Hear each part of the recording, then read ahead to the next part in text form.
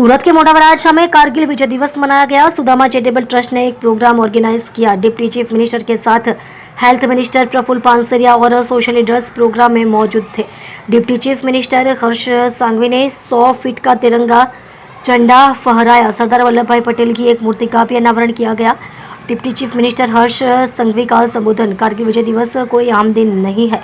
इसी दिन दुश्मनों ने कारगिल पर हमला किया था। उस समय देश के सैनिक अपने परिवार को छोड़कर देश की रक्षा के लिए निकल पड़े थे। कई लोगों ने अपनी जान देकर हमें सुरक्षित किया। कारगिल में विक्रम बत्रा की कहानी भुलाई नहीं जा सकती। विक्रम बत्रा ने अपने दोस्त से कहा था कि अगर तिरंगा लहराएगा तो तिरंगा जंगल की आग की तरफ फैल जाएगा। देश के सैनिक बॉर्डर पर ड्यूटी पर है, इसलिए हम सुरक्षित हैं। 100 ફૂટનો તિરંગો અને સાથે સાથે આ દેશને એક રાખવાનું જેમને કામ કર્યું છે, આપણા સૌને જે રોજ બે રોજ જેમના વિચારો આપણે સૌને પ્રેરણા આપે છે, એવી સરદાર સાહેબની પ્રતિમા બી આ વિસ્તારમાં ખાસ કરીને મૂકવામાં આવી છે।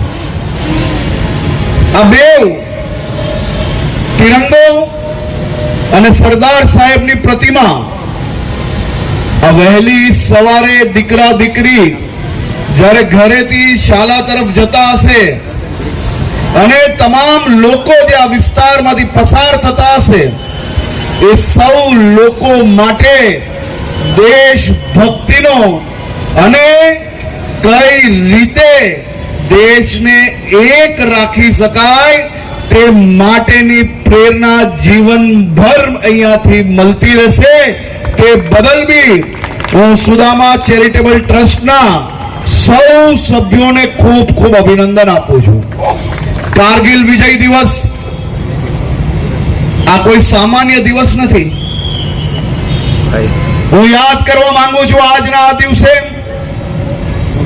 દેશના વીર જવાનોને દુશ્મનોએ જ્યારે કારગિલ પર હુમલો કર્યો, આપણા દેશના હજારો લાખો સૈનિકો કોઈક પોતાના લગ્ન મંડપે બેઠા હતા, તો કોઈક બીજા કોઈક કારણોસર એમના ઘરે હતા, તો કોઈક પરિવાર જોડે છુટ્ટી મનાવી રહ્યા હતા। આ બધા જ લોકો કોઈક લગ્ન મંડપથી સીધું દેશની સરહદની સુરક્ષા માટે નીકળી ગયું, તો કોઈક પોતાની બહેનને લગ્ન કરાવતા મૂકીને આ સરહદ પર પહોંચી ગયું। અનેક અનેક અનેક લોકોએ શહાદત આપીને આપણે સૌને સુરક્ષિત રાખ્યા છે। એવા વીર શહીદોને નમન કરું છું। અને સાથે સાથે કારગિલની વાત હોય ને વિક્રમ બત્રાજીને નમન કરવાનું ભૂલી ના શકાય। વિક્રમ બત્રાની એ વાત આજે આજની પેઢીને પ્રેરણા આપે છે। કોઈક એમના મિત્રને એમને એવું કહ્યું હતું,